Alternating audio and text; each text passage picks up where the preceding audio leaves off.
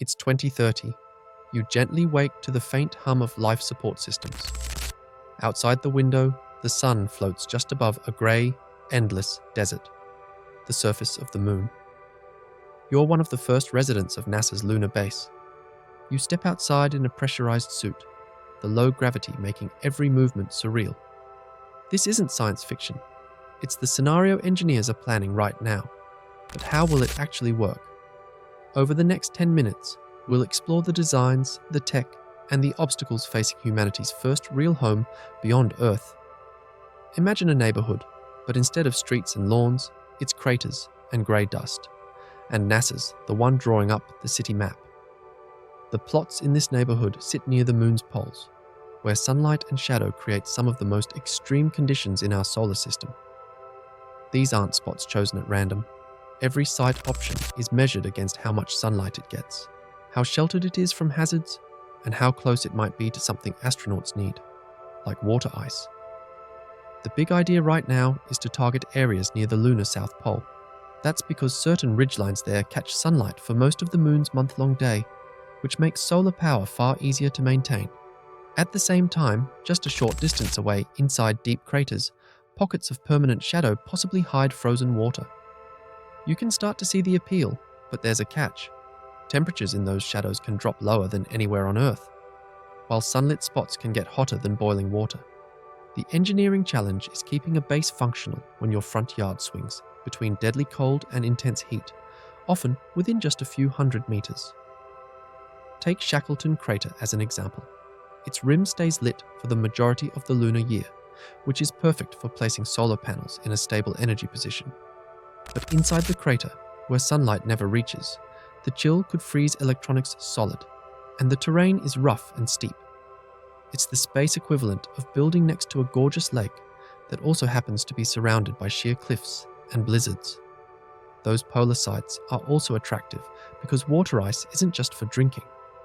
It can be split into hydrogen and oxygen for rocket fuel or breathable air. That kind of local resource could cut down dramatically on how many supply shipments are needed from Earth. Having nearly constant sunlight on those exposed ridgetops could also mean round-the-clock solar power, something much harder to get in other places on the moon. Picture the design itself: clusters of modular pods arranged like a small community. Each pod could connect with airtight tunnels to allow astronauts to move between them without suiting up. Some might be inflatable habitats with rigid frames inside, giving more room for living and working space. Others could be buried under mounds of lunar soil to buffer against radiation and temperature swings. The shape and size aren't random. Most are designed to fit inside rockets like oversized shipping containers, easy to load, secure during launch, and straightforward to deploy on the surface. These modules won't just be living rooms in space. They'll include labs, storage units, maintenance bays, and possibly even greenhouse sections. And eventually, it's not just about surviving each mission. It's about being able to live there for months or longer without constantly depending on supply ships. That's where self-sustaining systems come in. Early designs focus on closed-loop life support, systems that recycle almost every molecule of air and water. Imagine breathing the same oxygen over and over, with machines constantly refreshing it, or drinking purified water that has been reused countless times. That's not futuristic sci-fi. It's tech already tested on the International Space Station, only adapted to deal with harsher lunar conditions. Having the right layout and location is only the start. The real test will be whether these carefully planned pods can create a livable bubble for people in a place with no atmosphere and almost no margin for error. And for that to happen, the base will need more than clever design. It'll depend on technology built to keep humans alive day after day in one of the most unforgiving places we've ever tried to settle. On the moon, there's no grocery store, no oxygen-rich breeze, and no quick rescue if something breaks. Everything you need to survive has to either come with you, be made where you are, or be produced by technology that runs without fail. That means life on the lunar surface depends on systems that provide energy, air, water, and food, all in an environment that's constantly trying to take them away. Energy is the first big challenge, and here's why. A lunar night lasts about 14 Earth days. That's 2 weeks without sunlight, which can shut down solar power completely if you don't plan for it. NASA's approach is to build large solar arrays in sunlit locations to collect power during the lunar day and then pair them with small nuclear microreactors. The nuclear units can operate around the clock, so even when the moon's surface is in complete darkness, equipment keeps running, heaters stay on, and life support systems don't shut down. By combining both options, the base isn't relying on just one power source that could fail.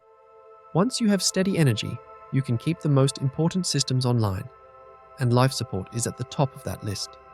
The International Space Station already recycles air and water to keep astronauts alive, but the moon demands upgrades. On the ISS, resupply missions can send extra oxygen or replace worn-out filters. On the moon, that's far less practical. New designs focus on maximizing recycling efficiency, capturing moisture from breath, reclaiming water from waste, and using oxygen recovery systems that can process carbon dioxide into breathable air with minimal losses. Every bit counts because resupply is expensive and slow. Maintenance is another hurdle no one can ignore. On Earth, a broken part can be replaced in days. On the moon, it could take months for new hardware to arrive. That's why 3D printing is set to be more than a backup option. It'll be part of the base's daily operations. By using lunar regolith, basically the moon's dusty surface material, astronauts could print tools, repair components, or even create new building segments. This reduces the need for storing a massive inventory of spares and makes expansion possible without waiting on a rocket shipment. Food production is also being studied closely. The idea of planting seeds in lunar soil might sound simple, but moon dust is loaded with fine particles that can contain reactive, toxic compounds harmful to plants. Experiments with lunar soil simulant on Earth have shown that crops often need extra processing of the soil or a switch to hydroponics, where plants grow in nutrient-rich water instead of dirt. Having on-site food production isn't just about fresh meals. It's about reducing dependence on Earth and supporting long-term habitation. And then there's protection. The moon has no atmosphere to burn up small space debris, so micrometeorites can hit the surface at extreme speeds. Over months or years, these impacts could damage habitats or puncture equipment. Add to that the constant exposure to cosmic radiation, which can lead to serious health risks. Shielding strategies range from stacking walls of water, which absorb radiation, to covering habitats in thick layers of regolith formed into berms, and using protective suits made with advanced fabrics that can block both radiation and physical impacts. Each layer adds another barrier between astronauts and the hazards outside. Even if all these technologies work perfectly, their impact is about more than just keeping a lunar base operational. These systems could be the foundation for living on other worlds, making them the starting point for humanity's next giant leap. If NASA's lunar base works, it won't just be a milestone for space travel. It could be the first real blueprint for building homes on Mars and eventually other worlds. That would mean humans living off Earth for good, not just visiting. But here's the question. Will becoming a multi-world species bring us closer together or spark even more competition? The next steps in space exploration might depend on how we answer that. So, would you want to be part of the generation that makes it possible? Or watch as history is written above your head?